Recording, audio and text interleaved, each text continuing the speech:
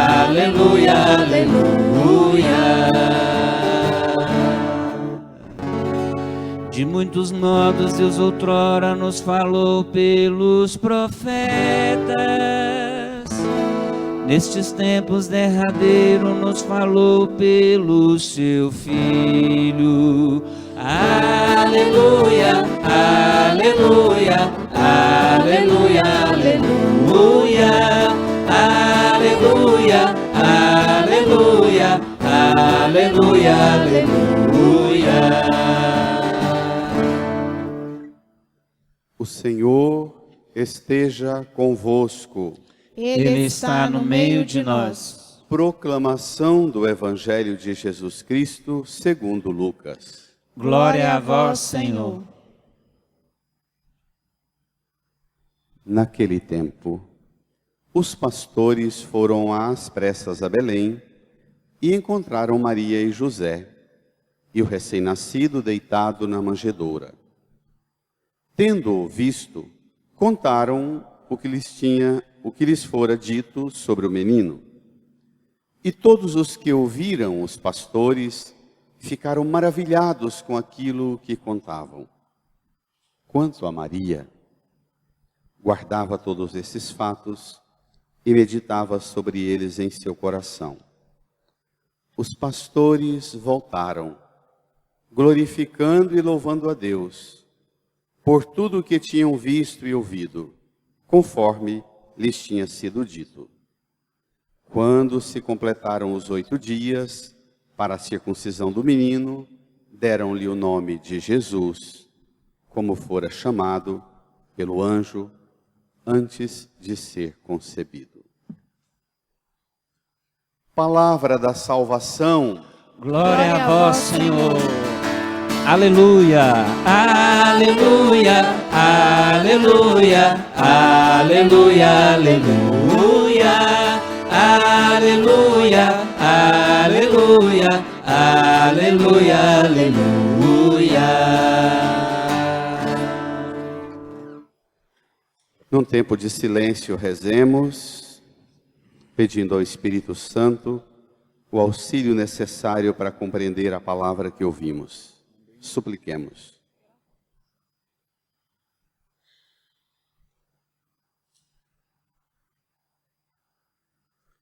Amém. Irmãs, irmãos, hoje, com a virada desta noite, completam-se os 8 dias do nascimento de Jesus. É a festa solene de quando Jesus é apresentado no templo para dar o nome. Depois, aos 40 dias, Jesus de novo é apresentado para o rito de purificação do parto e do nascimento. Então, isto põe a gente já conectado com o sentido do Natal. É a partir do nascimento de Jesus que decide o resto, até a virada do tempo, até a virada do ano. Isso é tão bacana. Quando Jesus recebe um nome no templo, vira o tempo, porque o nome dele significa Deus salva, e ele entrou na história, e agora nós vivemos o tempo da salvação de Deus. O calendário que nós temos, embora tenha uma estreita ligação com as práticas dos calendários antigos, mas também esse calendário é decidido, o calendário civil, ainda que com a estrutura da visão do mundo greco-romano, dos astros do céu, o nome de cada mês e de cada dia da semana tem sempre uma simbologia com os elementos da criação, mas o tempo, nós já estamos nele, o tempo do Deus que salva. Isso também dá para a gente a plena compreensão de que o impacto maior para a nossa celebração tem que ser o dia de Natal. E, na verdade, eu fico feliz e achando que o povo está entendendo melhor o sentido da fé quando eu vejo no Natal a igreja cheia e no Ano Novo o povo passeando. Tá bom, isso mesmo. Porque para nós, a marca que carimba e que decide o resto é a chegada do Senhor, do Salvador. E tomara que todo mundo, quanto esteja viajando, se lembre de celebrar isto. Nós temos passados os festejos primeiros do Natal, vamos encerrar domingo que vem com a Epifania, a manifestação de Jesus aos magos, a todas as nações. Ainda nesse clima do Natal, nós iniciamos o Ano Novo, tendo como modelo Nossa Senhora. A festa solene de hoje é chamada também de solenidade de Santa Maria, Mãe de Deus. Um dos primeiros dogmas, Theotokos, Mãe do Salvador, Mãe de Deus, Mãe do próprio Deus.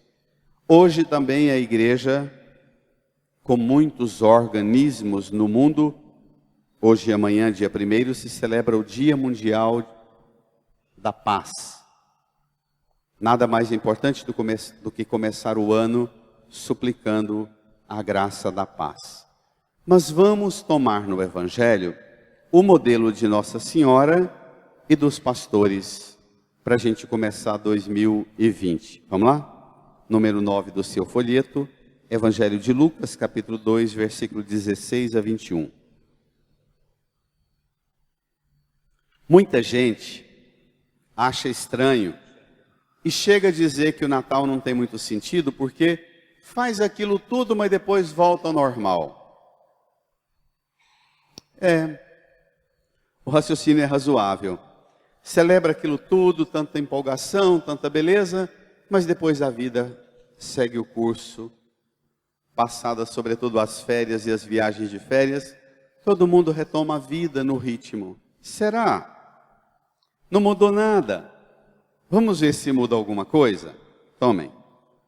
Naquele tempo, os pastores foram às pressas a Belém e encontraram Maria e José e o recém-nascido deitado na manjedoura. Lucas é o evangelista da pressa. Quando Nossa Senhora recebe o anúncio de que ela será mãe do Salvador e ela questiona como é que isso vai acontecer, o anjo fala, também Isabel, tua parenta, já está no 6º mês daquela que era considerada estéril, porque para Deus nada é impossível. Aí o texto diz, o anjo deixou Maria disse, eis aqui a serva do Senhor, faça-se em mim segundo a tua palavra, o anjo a deixou. Imediatamente o texto de Lucas diz, naquele tempo Maria dirigindo-se apressadamente à região montanhosa da Judéia.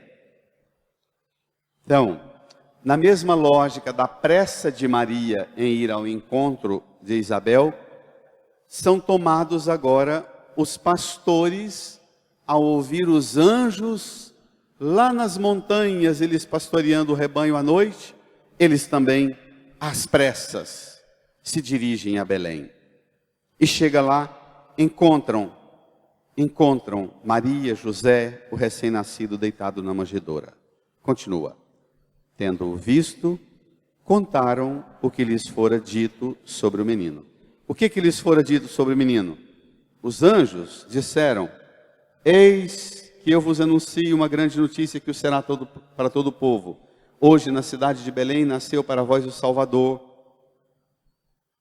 Isto vos servirá de sinal. Encontrareis um recém-nascido deitado numa manjedoura, envolvido em faixa e deitado na manjedoura. Então, os pastores chegam em Belém, vendo aquela cena, que também nós vemos na arte do presépio, vem e diz, isso que nós estamos vendo aqui, nós já ouvimos.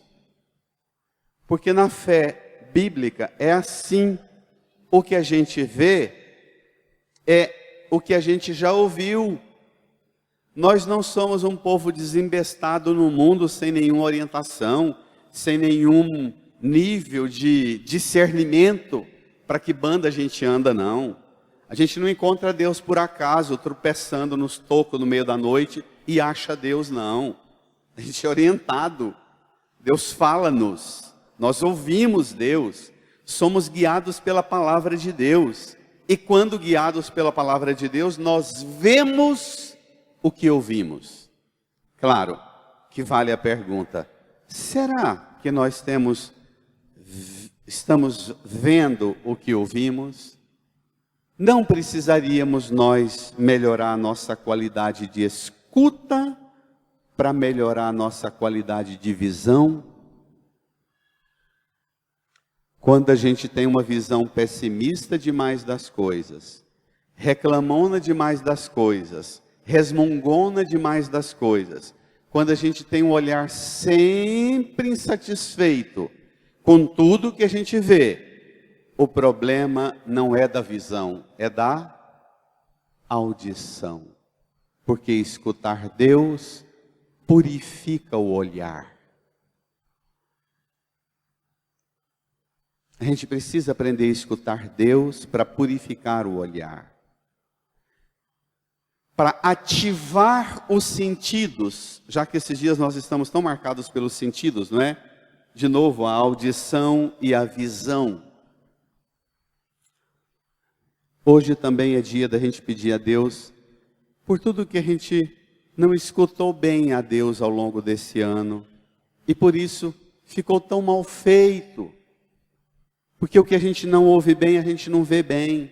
Também no que a gente faz. Contaram tudo o que tinham. Contaram o que lhes fora dito sobre o menino. Versículo 18. E todos os que ouviram os pastores ficaram maravilhados com aquilo que contaram. Nós precisamos aprender a falar da palavra de Deus que nós escutamos. Nós precisamos aprender a impactar maravilhosamente aqueles que escutam nos falar daquilo que ouvimos da parte de Deus. Tomar cuidado é um método muito bacana de autoavaliação. Que impacto eu causo? Que impacto eu causo nos ambientes onde eu chego e conto da minha experiência de oração bíblica, na minha experiência de participação na Santa Missa, na escuta da palavra, da pregação? Que impacto de maravilhamento eu causo? Às vezes nós não somos capazes de causar impacto nenhum, nem em nós mesmos. Nossa Senhora, versículo 19. Quanto a Maria, guardava todos esses fatos e meditava sobre eles em seu coração. É bom repetir, já falei isso outras vezes, Maria aqui é o modelo do equilíbrio. Maria nem empolga demais com as coisas boas e nem desaba demais com as coisas ruins. Ela é a mulher, mãe, que está de pé aos pés da cruz.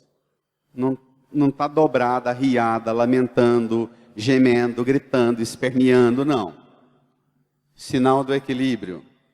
Os pastores falam empolgados dos anjos, do canto dos anjos no céu, e ela escuta serenamente, bom, legal, bacana, mas eu também escuto Deus, isso aqui que está acontecendo é porque eu ouvi Deus, aceitei fazer a vontade de Deus. Alcançar esse equilíbrio de escuta e de contemplação faz a gente não ser nem empolgado demais e nem desabado demais. Continue. Os pastores voltaram glorificando e louvando a Deus por tudo que tinham visto e ouvido, conforme lhes tinha sido dito. Os verbos estão invertidos porque visto, acabaram de ver o que tinham ouvido primeiro.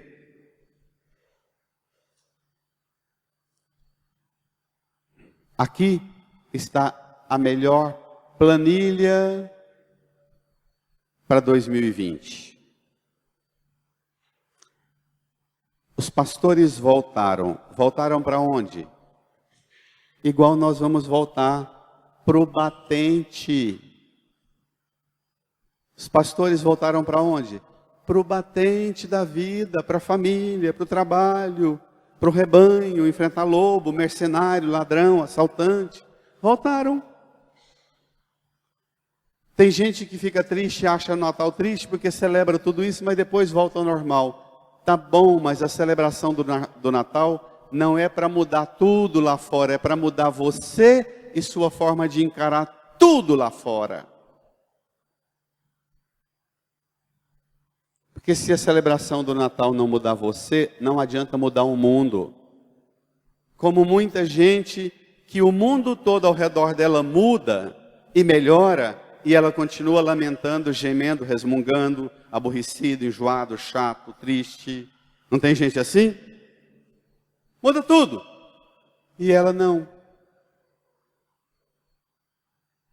Então, aprender com Nossa Senhora ao equilíbrio, nem para demais, nem para demais, e aprender com os pastores, voltar para o batente, com uma novidade. Glorificando e louvando a Deus por tudo que eu escuto e vejo. Olha, se você colocar essas duas palavras escritas em letras garrafais na geladeira lá da sua casa, programa para 2020, escutar Deus, ver a presença de Deus, glorificar e louvar a Deus o tempo inteiro. 4 coisas boas para 2020. Escutar, ver e glorificar e louvar a Deus por tudo.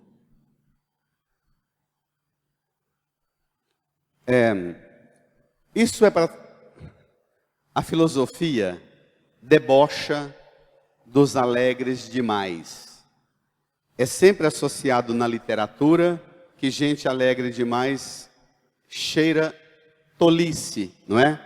Os tolos é que riem o tempo inteiro, dizem os conceitos da literatura. Mas muita gente da literatura não sabe que a alegria do glorificar e louvar a Deus não é uma alegria tonta, uma alegria sonsa, uma alegria burra. Aqui é uma alegria ilustrada, aqui é uma alegria iluminada, aqui é uma alegria revelada, é uma alegria escutada e alegria contemplada. Não é uma alegria burra, não. Seguindo a norma de avaliação da filosofia e da literatura, nós deveríamos parecer meio bobos mesmo para o mundo. Nós deveríamos parecer meio tolos mesmo para o mundo. Seria bom que o mundo olhasse para nós e dissesse: coitado, fica feliz o tempo inteiro, ri o tempo inteiro, louva o tempo inteiro. Nós deveríamos ser depreciados pelo mundo, movidos por essa experiência de escuta e de contemplação da presença de Deus. Vem comigo glorificar e louvar a Deus pelo que tinham visto e ouvido e visto. Vem comigo na segunda leitura, carta de Paulo aos Gálatas. Para que louvar e glorificar a Deus? Que motivo tem você, além de escutar e ver? Olha o conteúdo do que você escuta e do que você vê. Atualizado, os pastores que inauguraram um modo novo de encarar a realidade a partir da escuta do anjo que os levou a contemplar Os pastores inauguraram um modo novo de enfrentar a realidade. E eles caminharam na fé até o ápice, que é esse aqui. É impressionante como o mistério do Natal está sempre muito associado ao mistério da paixão. Como uma realidade se vincula à outra. Veja, irmãos, quando se completou o tempo previsto, Deus enviou o seu Filho, nascido de uma mulher, nascido sujeito à lei, a fim de resgatar os que eram sujeitos à lei, e para que todos recebêssemos a filiação adotiva. Lei com L maiúsculo, porque está falando dos 5 primeiros livros da Bíblia. Jesus nasceu sujeito à lei da natureza, da gravidez, do ter que fugir para o Egito, dos riscos, das tribulações. Nascido sujeito à lei da natureza, para nos libertar e nos resgatar da lei das obrigações legais, das sentenças violentas e pavorosas do Antigo Testamento. Por isso, nascido sujeito à lei, também com L maiúsculo, porque se trata da normalidade bíblica, a fim de resgatar os que eram sujeitos à lei e assim recebêssemos a filiação adotiva. Agora vem o conteúdo. O que move os pastores a louvar e glorificar a Deus em tudo? Leia. E porque sois filhos, Deus enviou aos nossos corações o Espírito do seu Filho que clama, Abba, ó Pai. Assim, já não és escravo, mas filho, e se és filho, és também herdeiro. Presta atenção, porque isso aqui é o resumo da Bíblia inteira. Porque sois filhos, Deus enviou aos nossos corações o Espírito do seu Filho que clama, Abba, ó Pai. O único gemido, a única gemura que nós podemos ter é clamar. O Espírito que de dentro de nós geme, Abba, ó Pai. Abba, ó Pai. Abba, ó Pai. Em tudo, o tempo inteiro, ó Pai. O tempo inteiro. Por que o tempo inteiro se recordar do Pai e deixar o Espírito gemer dentro de nós? Porque não somos mais escravos, somos filhos, somos herdeiros e por graça. Nós não somos filhos e herdeiros por causa do dízimo, por causa da oferta, por causa do voto e da promessa que faz para o santo, para o divino, para o eterno. Nós não somos filhos e herdeiros por causa das boas obras nossas, nem por causa delas. O que dá-nos a dignidade, a estatura de filho, de herdeiro, é porque Ele nos resgatou de nossos pecados, Ele nos constituiu participantes das promessas, das heranças, Ele, por graça generosa. Então, voltar glorificando e louvando a Deus, porque sou filha, filho, por graça. Sou herdeiro, herdeira, por graça. Às vezes, nós padres, às vezes gente que ajuda na igreja, vai ajudando na igreja, e quanto mais ajuda na igreja, mais azedo fica. E às vezes ficamos azedo porque não ganhamos os reconhecimentos, os elogios, os aplausos, os títulos, as honrarias, os prestígios, inclusive da igreja e principalmente. E a gente fica um povo triste, trabalhando na igreja triste, fazendo de forma triste o que deveria ser o esplendor da alegria e da glorificação. Por quê? Porque não trabalhamos por graça. Porque na verdade não acolhemos a graça. Quem não sabe dar de graça é porque não aprendeu a colher a graça. Gente infeliz é gente que não sabe acolher a graça. Gente infeliz é que não sabe sair da condição de escravo. Tem gente que se apega à condição de escravo, inclusive para contar para os outros a mesma lereia. Tanto que eu já sofri, tanto que eu já fui humilhado, tanto que me maltrataram, tanto que me espancaram. Tem gente que tem o troféu da vida dele, é passar a vida inteira contando o quanto já sofreu, para ter compaixãozinha dos outros. E Jesus falou assim, olha, chega dessa lereia, bora, vem ser herdeiro, vem participar da herança, vem viver a graça, para com essa gimura. Programa para 2020. Voltar para o batente, glorificando e louvando a Deus pelo que houve e vê. Voltar, passar o ano inteiro 2020, louvando e agradecendo a Deus por ser herdeiro, por graça. Amém? Reage. Mas tem ainda um tema importante. A bênção. O que é a bênção? A primeira leitura. Vamos lá?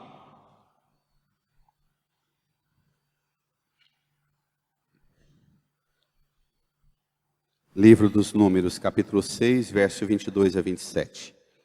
O Senhor falou a Moisés, dizendo: fala a Arão e a seus filhos, ao abençoar os filhos de Israel, dizei-lhes: o Senhor te abençoe e te guarde, o Senhor faça brilhar sobre ti a sua face e se compadeça de ti, o Senhor volte para ti o seu rosto e te dê a paz. Para o povo do Antigo Testamento, para o povo mais antigo da Bíblia, a intuição mais elevada da religião do povo da Bíblia é essa. E esta intuição do povo da Bíblia, você não encontra em nenhuma das grandes religiões do mundo. Nenhuma. Esta intuição de que a vida espiritual consiste na busca do encontro com Deus. E o ponto mais alto do encontro com Deus é contemplar a face de Deus. Eu dizia no quarto domingo do Advento que tem muita gente que passa a vida inteira na religião e não busca a face de Deus. Passa a vida inteira na igreja. Vem na igreja, inclusive hoje, vem pedir a bênção do ano novo. E nós podemos dizer sem nenhum medo de errar, a bênção do ano novo nós já recebemos. A bênção por excelência nossa é a pessoa de Jesus. Amém? Não há nada que supere essa bênção, não há nada que a substitui, não há nada que concorra com ela. Ele é a bênção. Exatamente porque na bênção que Deus manda Moisés e Arão, os sacerdotes, darem, o Senhor te abençoe e te guarde, o Senhor faça brilhar sobre ti sua face. O Senhor se compadeça de ti. O Senhor volte para ti o seu rosto e te dê a paz. Você não alcançará paz enquanto não contemplar o rosto de Deus. Irmãs, irmãos, um dos maiores fracassos do cristianismo moderno, das religiões cristãs, é que nós deixamos de pregar a busca da face de Deus. As igrejas lotam, os pregadores inflamam, os pregadores alcançam níveis altíssimos de fama, prestígio, privilégio e poder, pregando o poder da mão de Deus, da chave da despensa, do depósito das graças e bênçãos. Mas não há bênção que supere contemplar a face de Deus. Curioso porque para dispensa você encontra até no Egito. Não foi? Eles eram livres na terra deles e se tornaram escravos em troca de comida lá no Egito. Então, para querer a bênção das coisas e não a bênção da face de Deus, a face, o rosto de Deus, é o tema mais importante da revelação bíblica. Porque o Deus da Bíblia é o Deus que tem como o ápice da sua revelação mostrar a face e o rosto dele para nós. E dar-nos a possibilidade de que a gente chegue tão perto do rosto dele que a face dele brilha sobre a nossa face.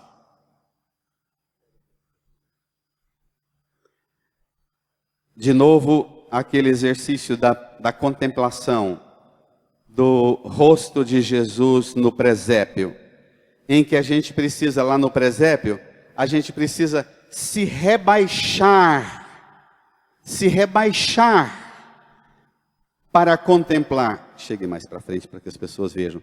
Lá na manjedoura nós precisamos nos rebaixar para a face dele brilhar sobre a nossa. Aqui na cruz nós precisamos erguer-nos para que a face dele brilhe sobre nós. Erguer-nos do pecado e rebaixar-nos do orgulho. Bonito, né? Esse movimento espiritual que nós perdemos. Nós somos igrejas e religiões cristãs que buscamos a mão de Deus e a chave do cofre. Dos santos e santas, eu acho que devo ter conhecido no máximo 5 pessoas na minha vida, devotíssimo de algum santo, porque o santo, a santa, é modelo no segmento de Jesus. A imensa maioria é devoto dos santos para conseguir deles aquilo que acham que não conseguem do próprio Deus. Pena, que empobrecimento, que esvaziamento. E claro, nós padres somos os principais culpados nessa logística de pregação, de um tipo de devoção que não eleva. Levante o menininho Jesus, põe ele perto da face do crucificado lá. Isso. Escuta essas expressões aqui bíblicas. Salmo 23. Desculpe, não está no seu folheto não. Espere aí. É para você olhar para lá, não para o seu folheto. Olhe para lá. Salmo 23. Desce a bênção do Senhor sobre os que o procuram, sobre os que buscam a sua face. Salmo 27, verso 7. Penso na tua palavra, Senhor, o Senhor que me diz, procurai minha face. Eu digo, procuro a tua face, Senhor, não me ocultes a tua face. Estenda a mão para o menino Jesus e para Jesus crucificado, diga comigo, eu procuro tua face, Senhor. Eu procuro a tua face, Senhor. Não me ocultes a tua face. A tua face. Amém. Amém. Livro dos Provérbios 8:17. Deus falando. Eu amo os que me amam e amo mais os que me procuram de madrugada, até me acharem e contemplarem a minha face. Salmo 42, verso 12. A salvação de minha alma é ver tua face, meu Deus. Oséias 5, verso 15, o Senhor diz, vou-me embora, vou voltar para minha casa, até que esse povo pecador se reconheça culpado e volte a procurar a minha face. Se você acha que Deus em 2019, em alguns momentos, ficou longe de você, volte em 2020 a procurar a face dele, que ele volta. Salmo 105, verso 4. Olhe para lá, para o menino Jesus e para o Jesus crucificado. Procurai o Senhor, procurai a força do Senhor, buscai para sempre a face do teu Deus. Salmo 42, verso 3. Minha alma tem sede de Deus, quando verei tua face, Senhor? Salmo 42, verso 9. Por que te entristeces, minha alma, e se dobra a gemer dentro do meu peito? Espere em Deus. Sim, eu espero em Deus. Eu verei a sua face. Amém. Irmã, irmão, os pastores voltaram glorificando e louvando a Deus, porque contemplaram a face de Deus. Se você acha que sua vida precisa ser melhor, hoje, peça ao Senhor para que você veja seu rosto reluzindo na face de Deus. Enquanto você não ver a face de Deus, não vai ser preenchido esse vazio aqui, e nem o vazio pavoroso das noites escuras, cuidando do seu rebanho, da sua família, dos seus trabalhos, das suas lutas. Não vai. O lucro que vendendo o seu rebanho você alcançar, não vai comprar para você a paz que a contemplação do rosto pobre de Jesus em Belém, que a contemplação do rosto humilhado de Jesus no Calvário te dará. Então, para retomar sua vida em 2020, peça ao Senhor que ponha em você a sede de Deus, o desejo de buscar a face dele em 2020, todo dia. Escreva uma oração curta, assim: Senhor, hoje eu quero buscar sua face. Todo dia, em 2020, acorde e diga: Senhor, eu quero buscar sua face. Porque sua face me dará a paz que a fortuna não vai dar, que o sucesso não me dará, que a fama, prestígio, elogio, reconhecimento, poder, glória, fama não me darão, Senhor. Repito para terminar. A tristeza mais dolorosa na minha vida de padre é conviver com gente na igreja que se acostuma a viver na igreja, se acostuma inclusive a ter serviço e ministério na igreja, e até ajuda muito, mas que não busca a face de Deus. Pessoas que quanto mais ajudam, mais feias espiritualmente elas ficam, mais tristes espiritualmente elas ficam, amargas, ácidas, infelizes, embora na casa do Senhor. Isso facilmente pode acontecer comigo, padre, com você, pai e mãe, esposa e esposo. Fale com o Senhor e peça para te dar a graça de, ao voltar-se dessa igreja hoje, você voltar como os pastores, e que todos os meses, semanas, dias, noites, horas, minutos, segundos de 2020, seja para você glorificar e louvar a Deus, porque você vê a face dele presente na sua vida, acompanhando você, sustentando você. Incline a sua cabeça. Feche os olhos. suplique do Senhor a graça de buscar a face dele, e não a mão e a chave do cofre dele, mas o rosto dele.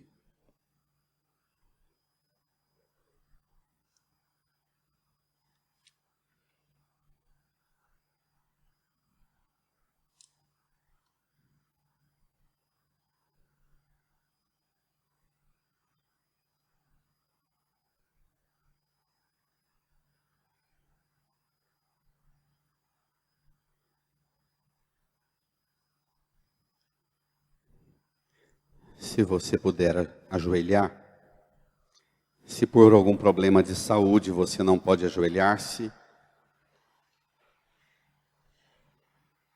fique em pé e incline a sua cabeça o máximo que você conseguir.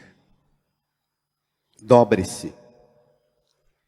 Diante do menino Jesus, a gente se abaixa do orgulho, se rebaixa. Diante da cruz a gente se eleva da humilhação, do pecado, dos erros. Com os joelhos dobrados, abra suas mãos diante do altar, diante da cruz, do presépio pobre e humilde. Peça ao Senhor para receber das suas mãos tudo o que você realizou nesse ano que termina. Tudo que você fez, entregue ao Senhor as suas muitas e esforçadas dedicações no trabalho, na família, no casamento, na igreja. Entregue as coisas boas que você realizou, as conquistas, o que você recebeu de bênçãos e bens da parte de Deus, o que você recebeu de bom dos outros, entregue ao Senhor.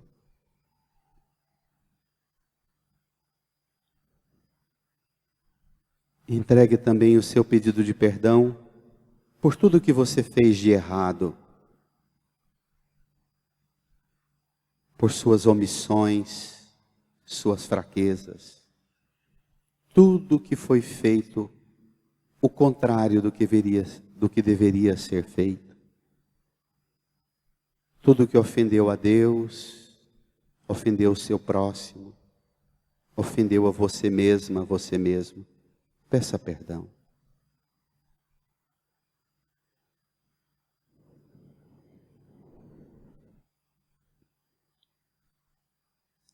Reze comigo, Senhor Jesus.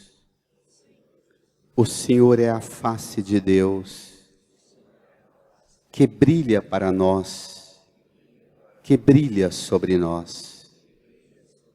Jesus, o Senhor é a grande bênção do céu. Diante do seu altar, eu entrego a minha vida, minhas conquistas, minhas derrotas, meus erros e acertos, minhas esperanças e decepções, meu coração, minha mente, minha alma e meu espírito, todo o meu corpo, toda a minha vida, entrego ao Senhor. Toma, Jesus, a minha vida, dirige a minha vida, conduz a minha vida, perdoa minhas faltas, acolhe o meu louvor por tudo que recebi do Senhor. Acolhe o meu louvor, que eu vou proclamar todos os dias deste ano que começa. Obrigado, meu Deus. Obrigado, Jesus. Obrigado, Espírito Santo. Toma este ano que termina, dá-me este ano que começa, e eu viverei glorificando e louvando a Deus por tudo que do Senhor eu recebo. Amém. Amém. Amém.